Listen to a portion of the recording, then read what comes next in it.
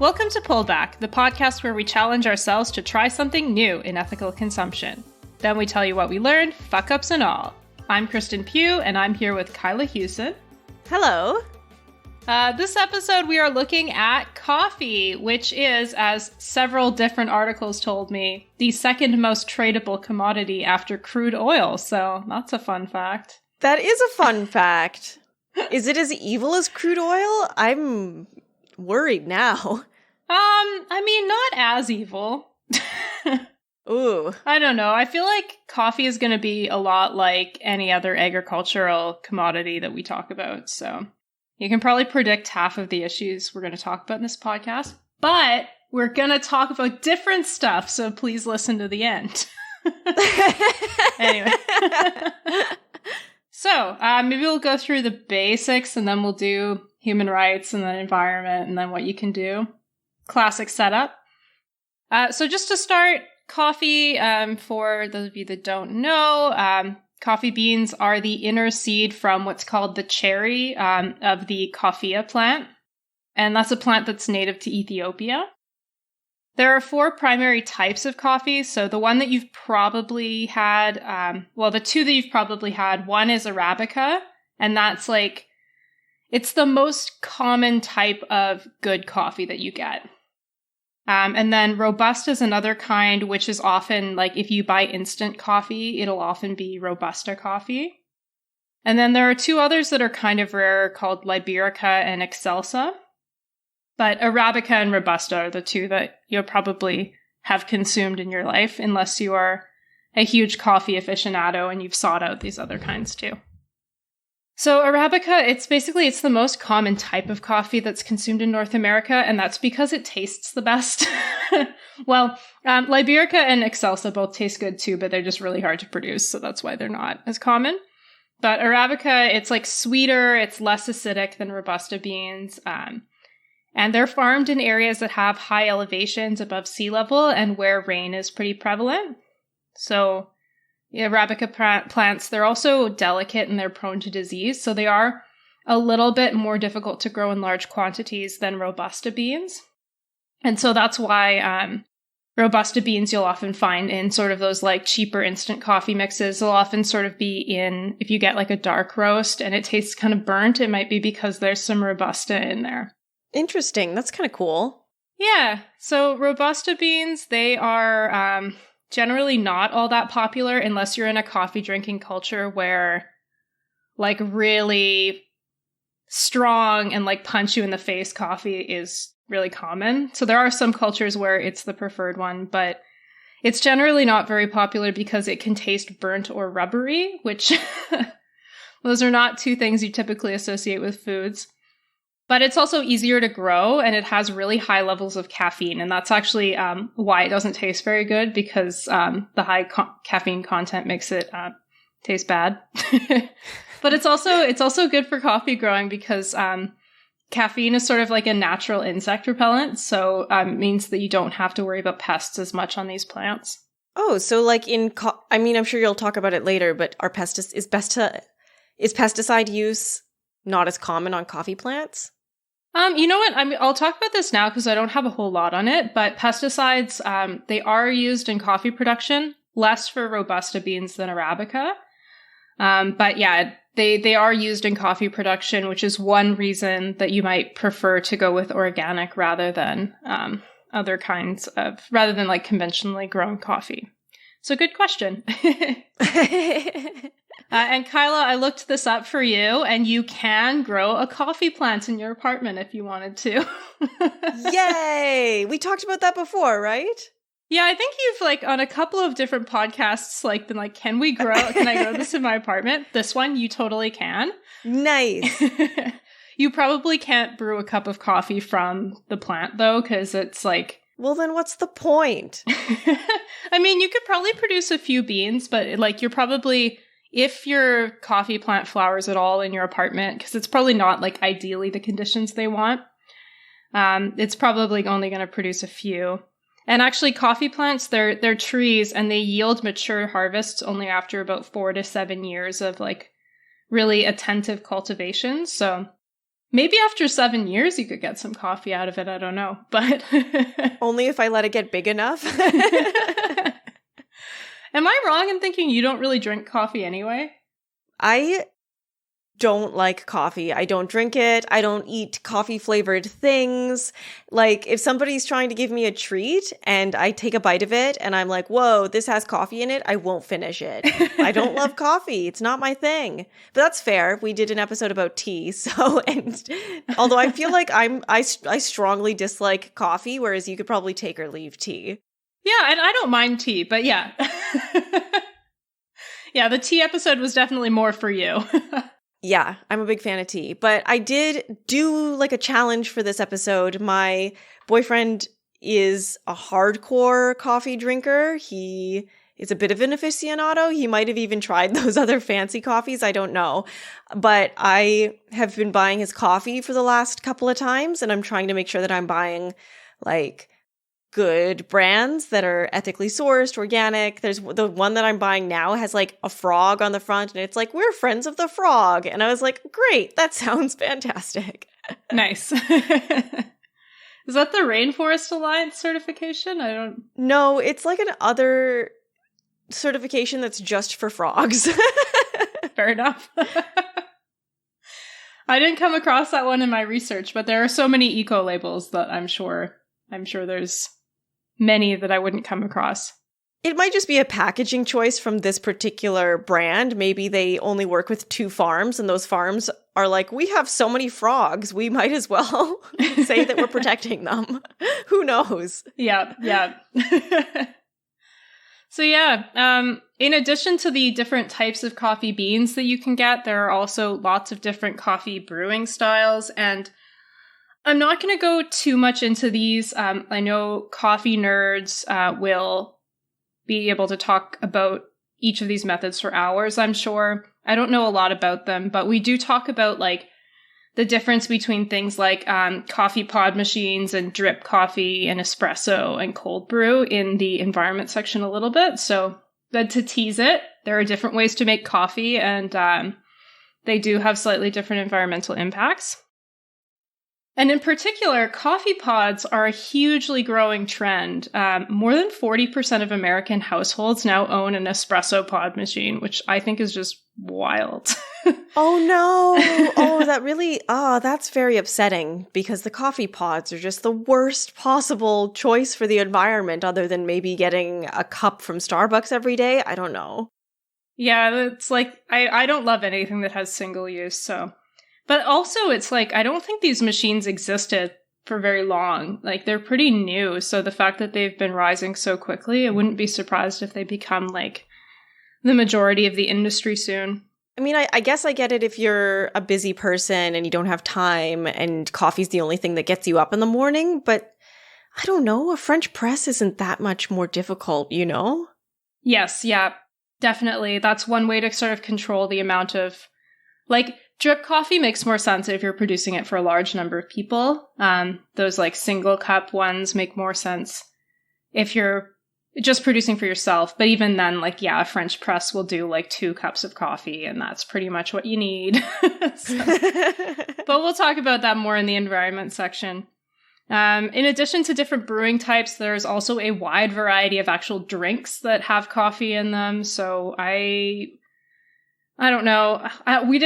I didn't do any research on any of these, because really the only difference is like how it's made and like, does it have milk in it? And if so, how much? And like in what order are you putting the milk and stuff like that? And like, that's not really an ethical thing, except for the fact that if you're using a dairy milk, that contributes a lot to the environmental footprint. So think about that. But I don't really have anything else to say about drink types. So this will not be a podcast about what a cappuccino is. And half of our listeners switch it off right now. Yeah, just a quick description as well of how coffee production works. So I mentioned that the coffee fruit is called a cherry. And basically what happens is after coffee is picked, those cherries are picked, the beans are then removed from inside the cherry through either a dry or a wet process. So the traditional process is the dry process, which is basically just like you leave it in the sun for a while and then you run it through a grinder. Fairly straightforward. The wet process is like more typically seen as a modern process. And it's basically like you use water to wash away the fruit from the seed. So once you've done that, the coffee beans are what are called green coffee beans. And so they're then cleaned, so they're inspected and sorted, and then they go to a roastery that then roasts it. And that's how coffee works. Then you use your brewing method of choice. I mean, it sounds like a pretty simple process, but knowing our show, I'm sure that it's actually needlessly complicated. Yeah, it's one of the simpler supply chains in that sense, but it actually has a really rich history. So I want to talk a little bit about the history of coffee, just because I think it's really interesting.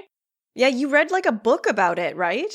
Yeah. So the book that I'm drawing on for a lot of this is, at least from most of this section, is Coffee Land by Augustine Sedgwick. Really good book, really well written. I would super recommend it. And it goes through the history of coffee. So like, I wasn't able to use it for a lot of the sort of like how we make decisions today stuff, but the history is really interesting. So we'll do a brief outline on that. About 400 years ago, like if you thought about coffee, it wasn't really something that was consumed outside of the Ottoman Empire. It was primarily just a cultural custom within the Ottoman Empire. And it was really only grown commercially in Yemen at that time. Since those 400 years have passed, when we go to today, coffee is now an unrivaled drug to get people to work every day. And it's also a ubiquitous daily necessity for many people around the world. Including yourself, I'm sure. Yeah, myself included. I've had 4 cups of coffee today. It's also a cash crop that's produced by more than 25 million people in over 70 different countries. So it is genuinely a huge global commodity that's produced really like all over the place. The word coffee derives from the Arabic kawa. I may be mispronouncing that, so apologies. But that's a word that means wine. So if you think about it, coffee is sort of the wine of Islam. It had a really important place in Ottoman society and across the Middle East, very important product to drink. And early coffee cultivation took place. Coffee originates in Ethiopia, but the sort of big cultivation that happens around the 16th century happens in Yemen. And Yemen was a big powerhouse of coffee production until the West gets it and, colonialism.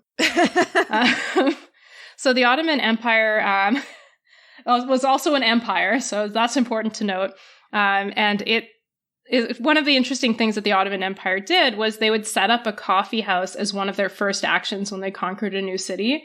And that was their sort of way of demonstrating how, like, the civility of their rule, which I think is kind of interesting. So around the 17th century, coffee becomes this luxury good in Europe because Europeans travel into the Ottoman Empire, they experience these coffee houses, and they bring it back to Europe with them. And coffee becomes especially popular in England first. It came to the rest of Europe a little later. So the first coffee house in London was established in the early 1650s. But by the turn of the 18th century, so by like 1700, there were several hundred coffee houses there. So within 50 years, you have this huge expansion of coffee houses happening.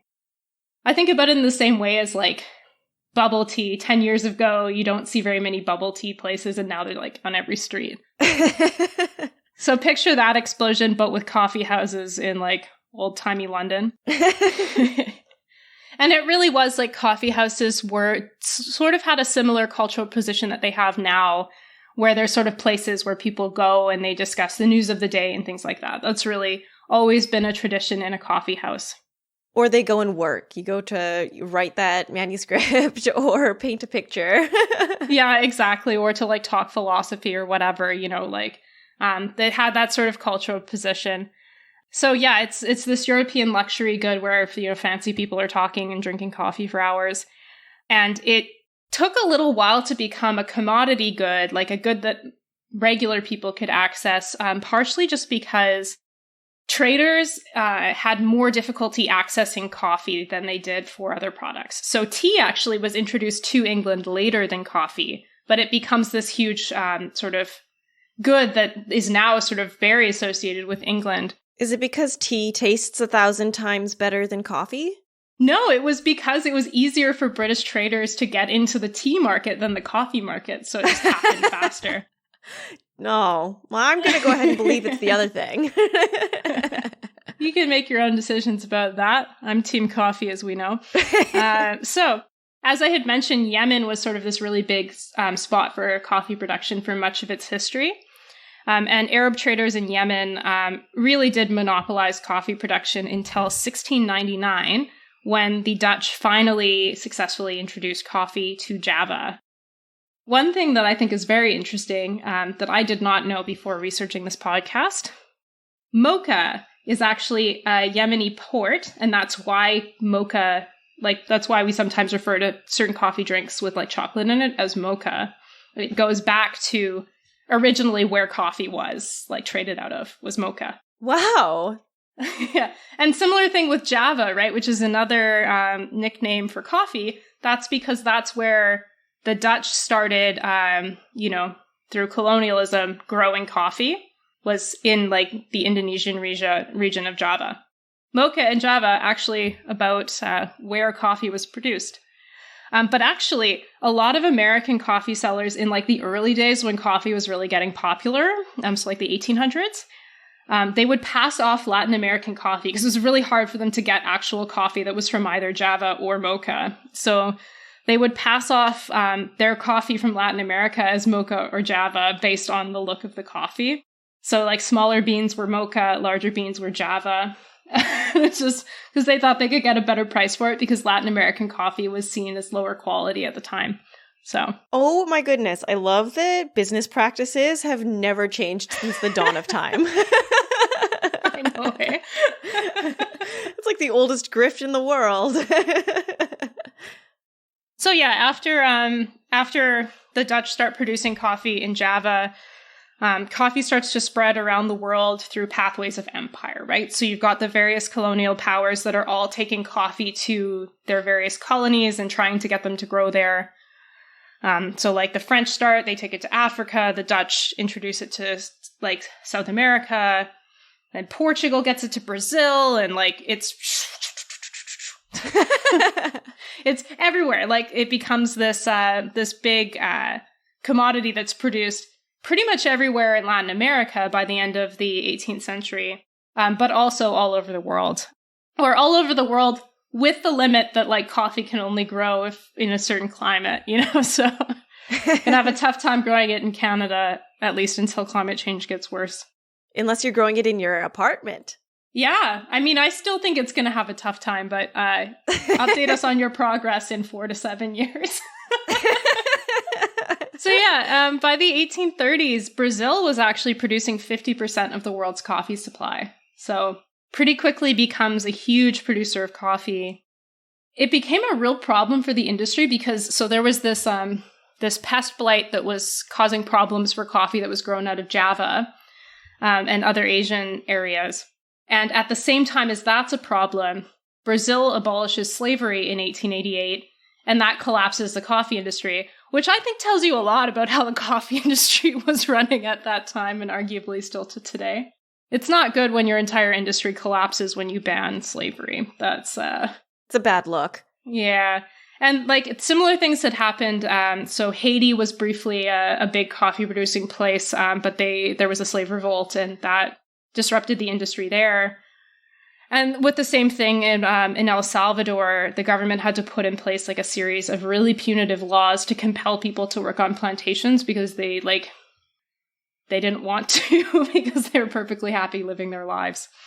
So it really is this expansion of coffee production.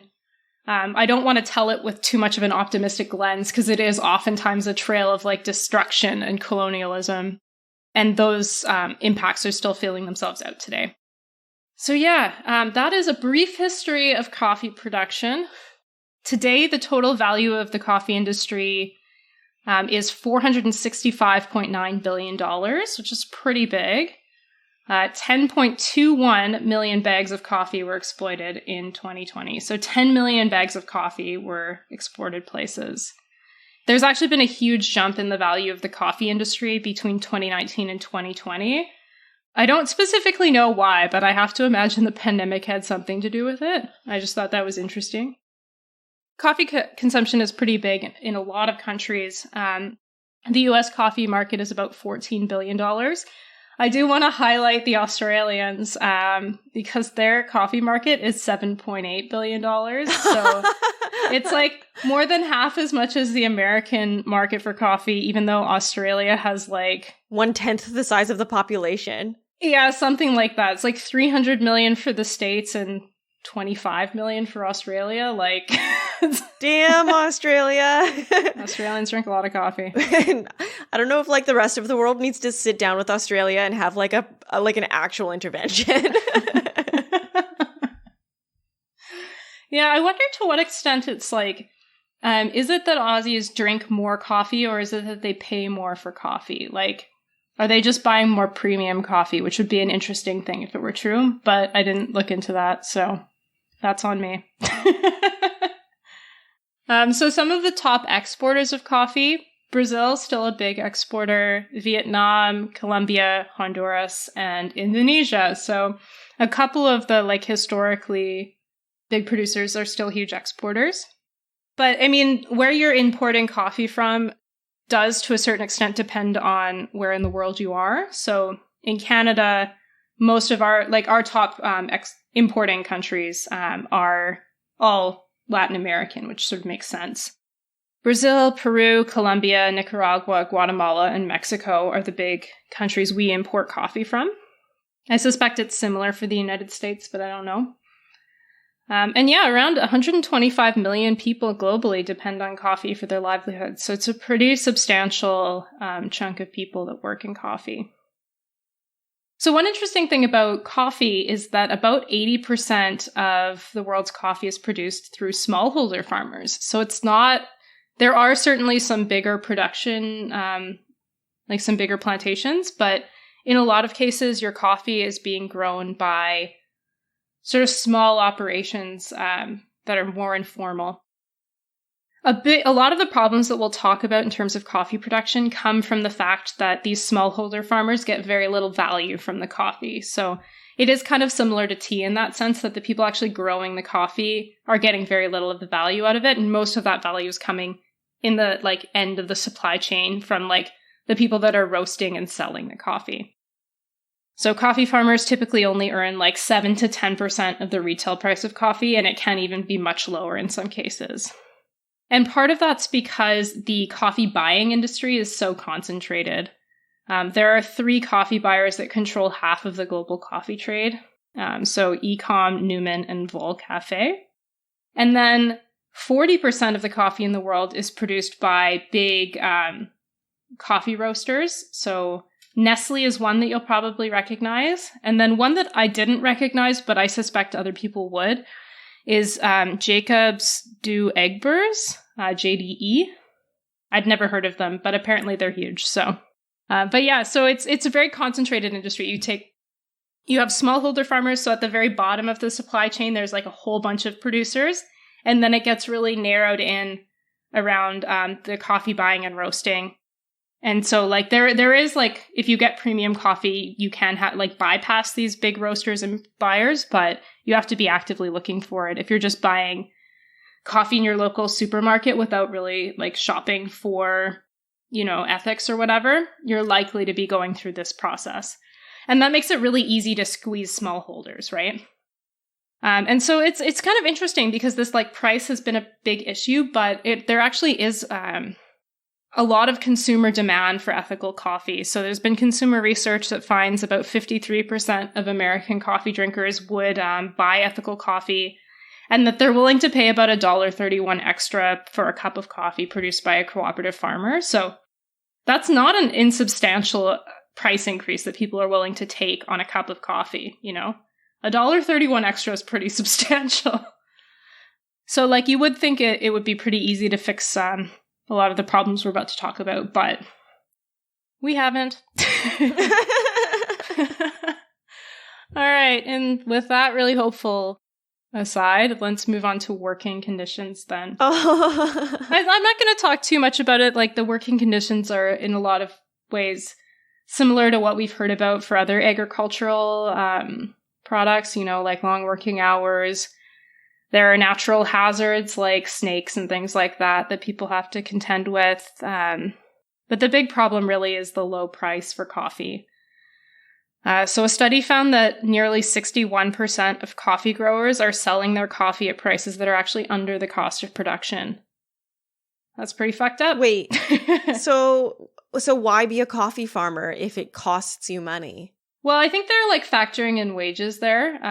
But the why is, I think, because it gets you better value than other, even less high-paying crops. So are they making up the gap then by just not paying the people working on the farms? Well, they're smallholders, so in a lot of cases it's family run, right? Or run by a small group of people. So what ends up happening then is just they're not getting a living wage as a result, which means that coffee producers are in poverty. And the global coffee industry has been really growing, and the value of the market's been increasing, but coffee farmers' average incomes actually haven't changed in the past 20 years. And actually, if you factor in the fact that it's now more expensive to be a coffee farmer, the average income has actually decreased if you take that into account. So that low price of coffee, it creates a whole bunch of other problems for coffee farmers. And one of those is child labor. If you think about it, these are smallholder farmers. So if you're trying to get enough yield to be able to get by, you might need to, if the prices are low, pull your child out of school to help with the harvest, right? And that's something that does happen fairly frequently in coffee production. And so child labor is a big concern in coffee production for that reason. The solution is to raise the cost of the price of coffee. And so that's something that fair trade has been going towards. And coffee is by far the leading fair trade product. If you think about fair trade, most people think about coffee. Most people who have seen fair trade labels have seen it on coffee. Fair trade we've talked about in previous episodes, but the idea is basically to combat the race to the bottom in globalization by ensuring that people get a living wage. Fair trade has estimated that coffee needs to be sold at $1.40 per pound in order to provide farmers with a living income. And that's about 40% higher than the current market price, which is pretty ridiculous, I think. Yeah, well, I mean, I'm not surprised considering all of the CEOs at the tops of these companies are probably billionaires, and it's not like they would need to raise the cost of coffee to the end user. It's just stop paying your executives so much money, and everybody gets an equitable share. But maybe I'm not an economist. I don't know. Yeah, but I think you also could raise the cost of coffee because it's not like it's a food. It's a luxury item or a drug or, I don't know, an accompaniment. It's not something that people need to survive. So I think we should be treating it a little bit more like luxuries. Yeah, I agree. As someone who doesn't drink coffee, raise the price as high as you guys want. We're going to do that for tea too? Sure. Hey, you know what? I would pay more for tea. Yeah, absolutely. That's how I feel about coffee too. $1.40 per pound is not ridiculous. And admittedly, that's just the price that the farmers would need to get. So there's still the increased price of roasting and retailing, whatever. But point is, I think they could do it. And fair trade coffee isn't ridiculous. But the fair trade minimum price is $1.40 per pound. So it's meant to match what they think a living wage is. Or if you're fair trade and organic, it's $1.70, just to reflect that it is slightly more expensive to produce coffee with organic methods. And on top of that, whichever price you're going into, farmers also receive an extra 20 cents per pound through the fair trade premium. The way that works is basically it has to be invested in. So a quarter of it has to go to productivity and quality initiatives to directly help the production of coffee. The idea that you can invest to make your business work better over time. And then the other 75% of the premium can go to anything that the cooperative wants. So sometimes it'll be things that are also going into the business, like facility upgrades. But in other cases, it might be like a community healthcare initiative or something that can help like the people in that community. So fair trade coffee producers, they earned more than $94 million in the premium in 2017. So fair trade is like, it's definitely not perfect. We've talked about some of the harms of, or some of the weaknesses of fair trade on other episodes, but it is targeted at addressing that sort of like central problem in coffee production. So it's at least a start, I think. Having said that, we mentioned that many coffee producers are smallholders. Not all of them are. And there are other problems on large plantations. One that I want to highlight just really quickly is modern slavery. So there is a study that was done by the Thomson Reuters Foundation that found that there's like incredibly widespread use of modern slavery on Brazilian coffee plantations. So that's a problem as well. If you guys want more details about that, we actually do a whole episode on forced labor that goes into how stuff like that happens. So check that out if you want to be very sad. Nice plug. I like it. Yeah, do you want to talk about the environment now? Yeah, let's do it. Okay, my prediction, because we found that with tea, it was actually surprisingly good for the environment. Or at least it wasn't like actively harmful in a way that a lot of other industries are. So I predict coffee will be the same, she said, hopefully. Yeah, I think I didn't do a head-to-head comparison in my actual research, but I had for a friend of mine that really likes tea. And I think tea stacks up slightly better on the environment than coffee, but they're both like pretty negligible. There was a study that was done in 2008, so it's a little out of date, but it basically found that if you're looking at the coffee production process, the two parts that have the biggest emissions are coffee brewing and coffee transportation. Coffee growing and coffee roasting are both sort of relatively small in terms of their environmental footprint, but transporting the coffee places takes some emissions, and brewing the coffee takes some emissions. Most consumers won't have any control over how coffee is transported.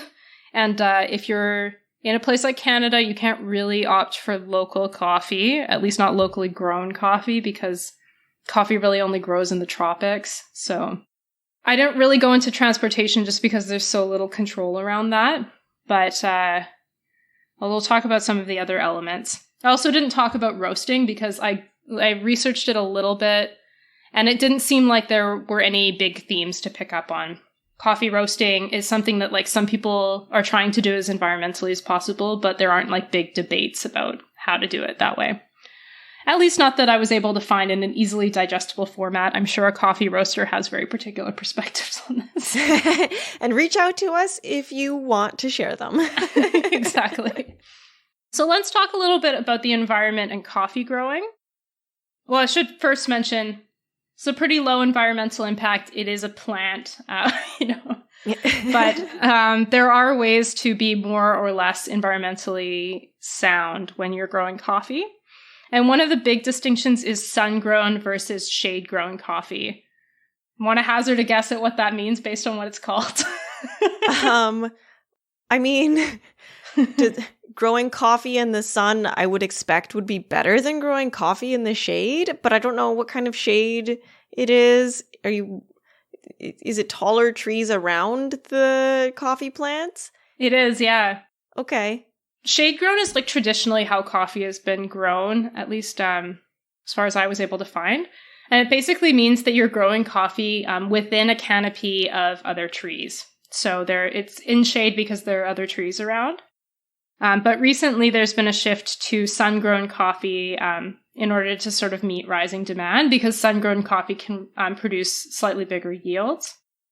And sun-grown coffee is basically like you don't have those other trees around. So you clear cut and then you plant the coffee. Okay, so I can tell that one is better for mass production and one is better for the environment. Yeah, exactly. Yeah. If your bottom line is not focused on the environment in your calculus, sun-grown is like a much cheaper alternative. But I think that the environment should be a part of the calculus. So there are two reasons that sun-grown coffee is not as good for the environment. And one of them is that the sun-grown method requires fertilizer in a way that the shaded version doesn't, because the shaded version is happening within a natural ecosystem. So you don't need fertilizer. It's also a cause of deforestation. So because you have to clear forested area in order to make room for those plantations, similar to how like palm oil is a cause of deforestation, it's the same kind of deal for sun-grown coffee, but not shade-grown coffee. Depending on where the coffee is being grown, some are more likely to be shade-grown versus sun-grown. So like Guatemala and Nicaragua, coffee is typically grown in the shade. Colombia, Brazil, usually it's sun-grown. So that's one way to just tell the difference without any environmental labels at all. Another way to tell is most organic growers, though not all, will use shade-grown methods. So if you get an organics label, it's oftentimes the case that it's shade-grown, but you can try to be extra sure by using bird-friendly certification. So that's a certification scheme that is specific for shade-grown coffee because it means that you're not removing birds' homes. It's better for biodiversity overall, but birds are cute, so. Oh, maybe that's what the frog label on my coffee is. Maybe, yeah, it could be. So another impact environmentally is water use. For this one, we do have to focus on the growing process because most of the water that's used to produce coffee is used in growing the coffee. Approximately 130 liters of water are used to produce a cup of coffee. I'll just give some context for that, though. So 130 liters for 1 cup of coffee. If you're going to do a kilogram of beef, it's going to be 15,400. So 130, 15,400. Like, there's just a difference in scale in terms of the water that's being used. That's a good comparison. Because 130 liters for 1 cup sounds like a lot. And yeah, until you mention that 15,400 are for a kilogram of beef. It is a lot, but this is just because it takes water to grow stuff, you know? It's not like coffee is a huge user of water. 130 liters for a cup is, I think, more than tea, but it's not like a huge amount. And just to give some more context, if you're using a cup of dairy milk, it takes 255 liters of water to produce the same volume of. So a cup of milk, 255 liters, a cup of coffee is 130 liters of water. So it's almost twice as much for the milk versus the coffee. You can look at the impact of climate change as well.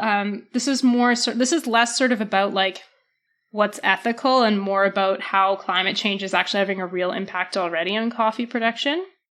So climate change is already reducing coffee yields in certain areas, and it's also, and that's because basically pests are getting into areas that they weren't previously able to get into.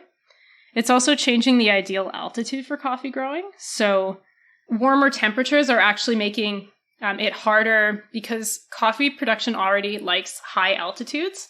And so as it gets warmer, the coffee likes even higher and higher altitudes. So that's potentially a problem because as you need to move coffee production up, you're potentially displacing communities and definitely displacing wildlife while you're doing that. Want to talk about the brewing method? Yeah, tell me. Yeah. So there are some debates about the best and worst ways to brew coffee. And my big overarching thing that I want to say in this is that a lot depends on what's the volume of coffee that you're making and how are you using whatever brewing method you're using. One thing that we can say fairly definitively is that cold brew is the most environmentally friendly way to brew coffee because it doesn't require any electricity as long as you're using a reusable filter. It's pretty environmentally friendly. Although I don't think cold brew has officially been in any life cycle analysis, I think it's fairly safe to say you're not using any additional electricity if all you're doing is brewing it in a fridge that you already have on, even though fridges do use a lot of energy.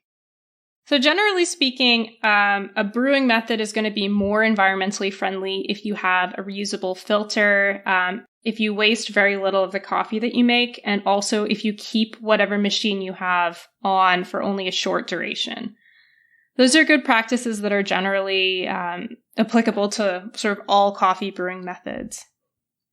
And there's like this huge debate out there because I think intuitively most people are like, a coffee production system where you are like, you're turning on a machine and you're taking coffee that's in a disposable cup, you're pouring 1 cup of coffee and then you're throwing away like the plastic from that.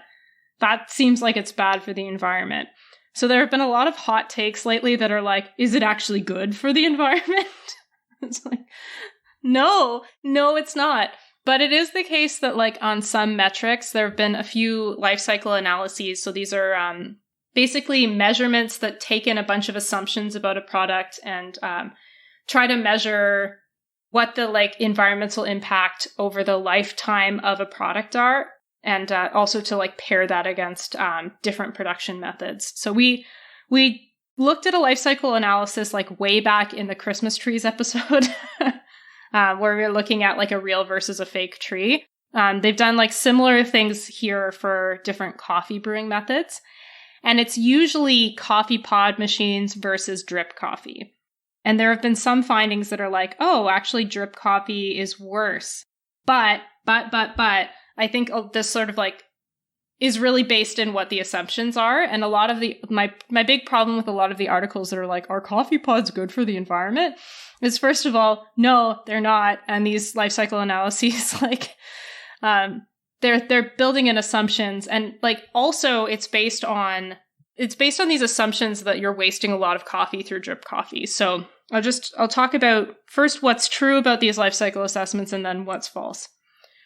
So it is true that there have been analyses that have pointed to the fact that single-serve coffee systems tend to result in less coffee waste, which makes sense, and that itself can be more sustainable. So if you're producing 1 cup of coffee and drinking that whole cup of coffee, you're wasting a lot less coffee than if you're producing a pot of coffee and like maybe half of it gets thrown out and then you brew another pot later.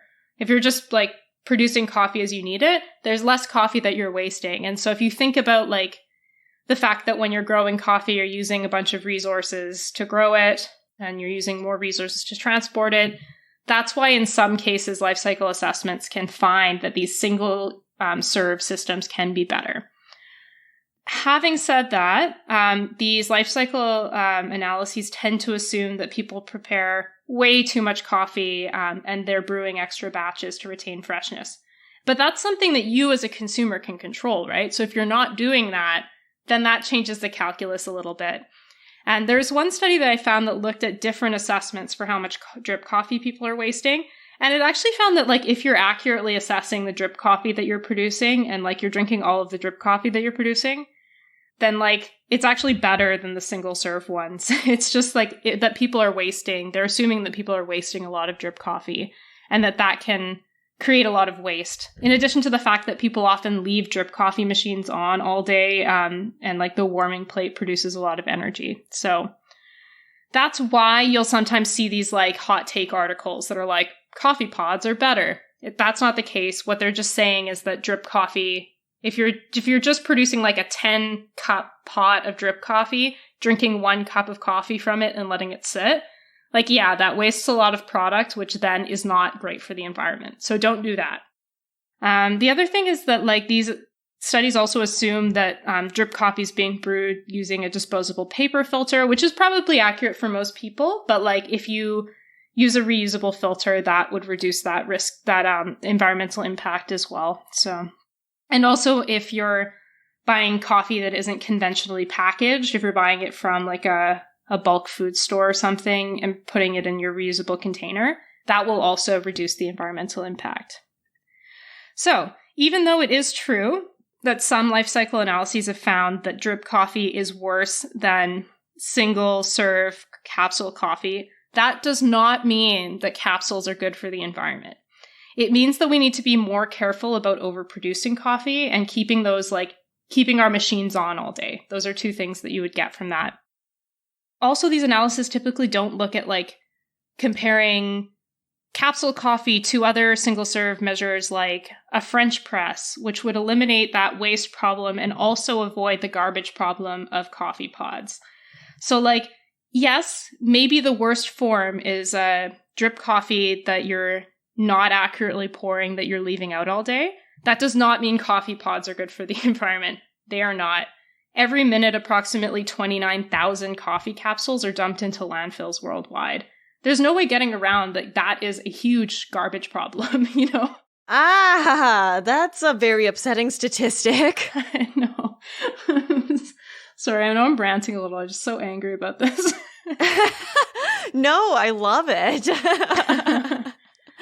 Yes. So, I mean, the other thing is capsule machines aren't necessarily a bad thing. What's bad about them is that they usually use single-use coffee pods.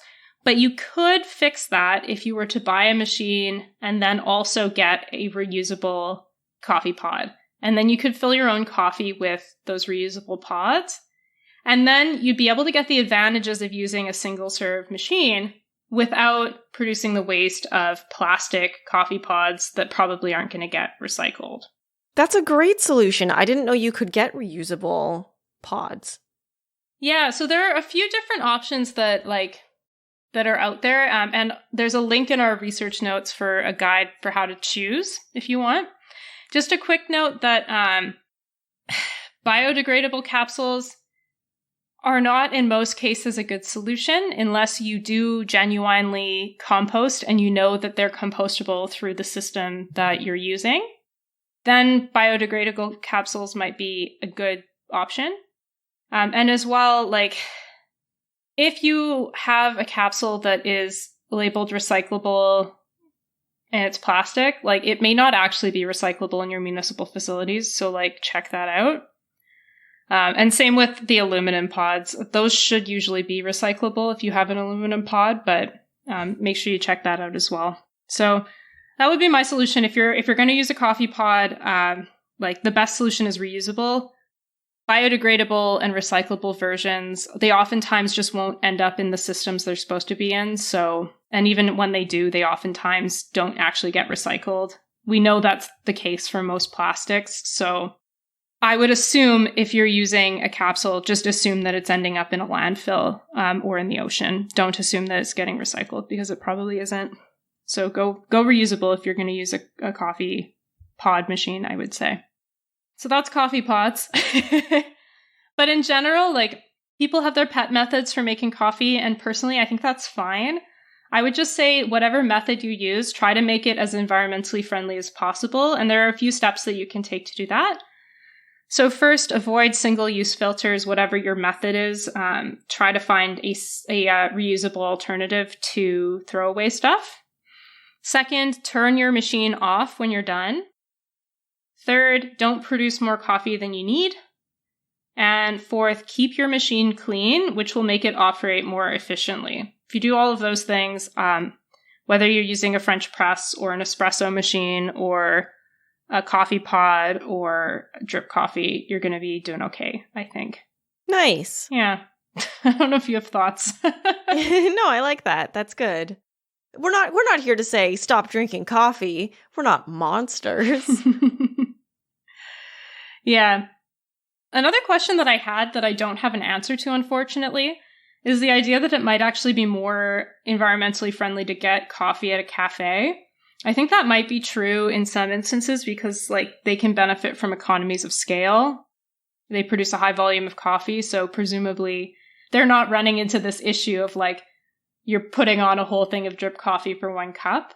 But there are also a lot of factors that go into it, so I can't definitively say what's better.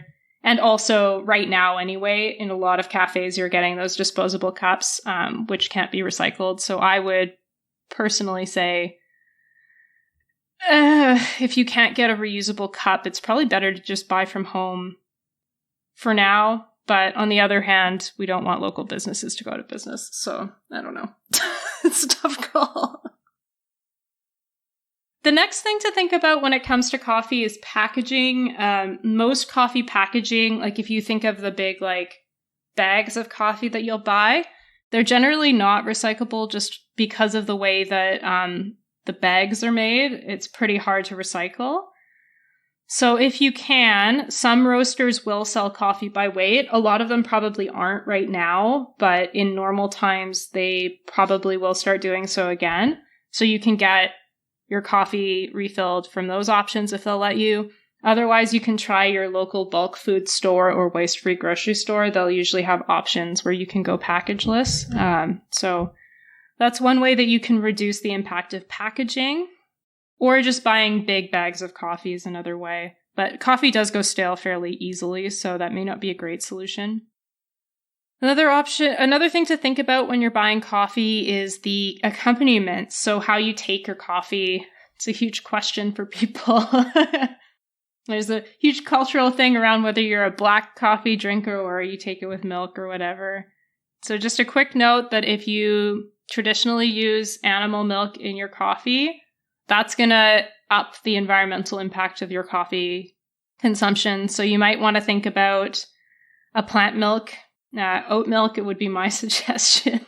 But I don't know if Kyla, you don't really drink coffee, but do you have other thoughts about, what does your boyfriend drink when he drinks coffee? He's a vegan, right? Yeah, he drinks Americanos black. So okay. So no milk question for him. I'm a big oat milk person. If I'm doing a latte, I'll sometimes do soy milk just because I like the nuttiness.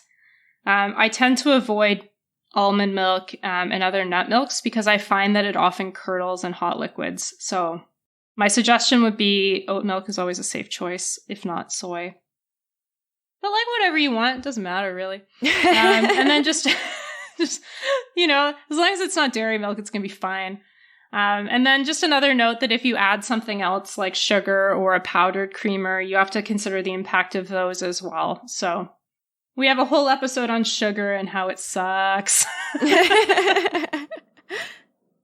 So what can you do to help? In order to help the sort of human rights situation, you can look for coffee that is fair trade certified, Rainforest Alliance certified. There are a couple of different fair trade certifications that you can go for. So most of them are pretty good. You can go for one of those. You can also try to double up with organic certification, which will help with some of those, like, is it shade grown questions.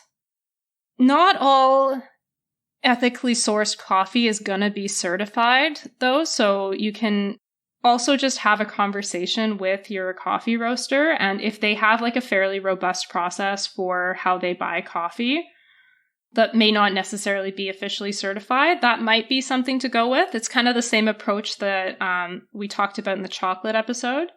But fair trade, if you're even questioning whether that person cares, then like fair trade's a good way to sort of ensure that there's some standard there. So if you have a high level of trust in your coffee roaster, they seem legit, they've been trying really hard. Direct purchasing is a legitimate way to go about it, and that may not result in actual certification because certification does impose some like bureaucratic costs on smallholder farmers.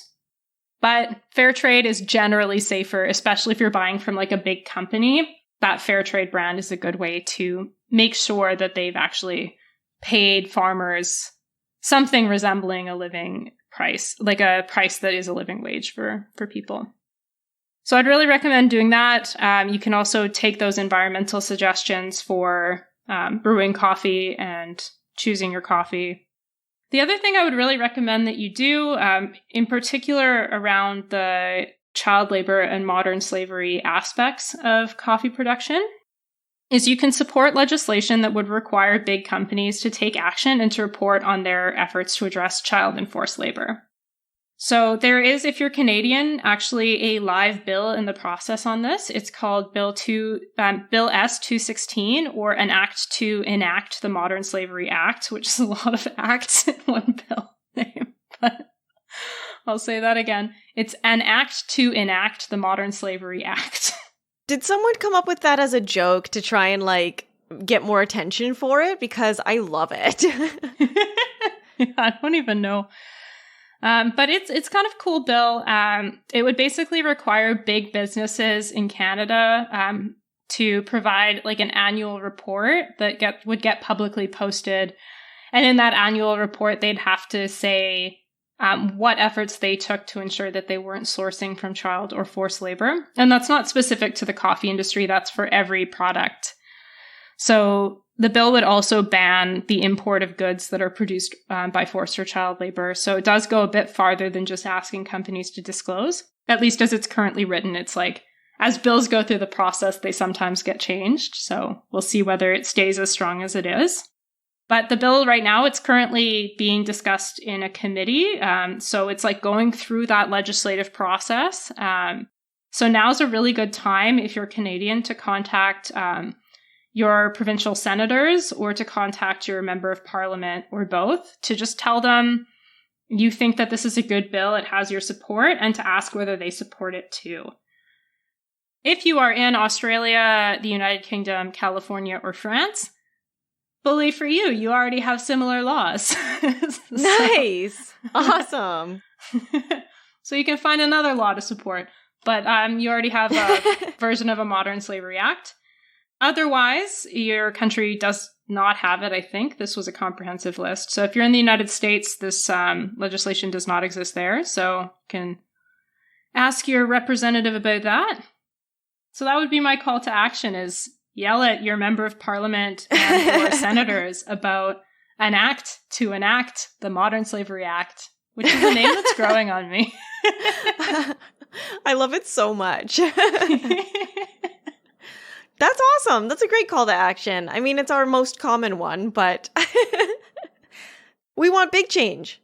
Yeah, exactly. You can only get so far. Like, I wasn't able to find exact figures that were recent, but fair trade is only something like 2% of the coffee market. So it's great. It's a really good way to promote a solution. Making fair trade more mainstream is a super good way that you can have an impact. But legislation is really the way that you make quick change. So let's get governments to do their jobs. Yeah. Fabulous. And if anyone wants to correct anything that we said or add to the conversation, you can get us on Twitter at Pullback Podcast. And Kristen will have all of these amazing sources on our fabulous website that has so much extra information that we don't have time to get into on the show. So if you guys want to learn more about any subjects, Kristen is really good at posting comprehensive notes on the website. Yeah, and you can also pick up Coffee Land, really good book about the history of coffee. Highly recommend. Nice. Awesome. Thank you for listening, everyone, and we'll catch you on the next episode. Woo.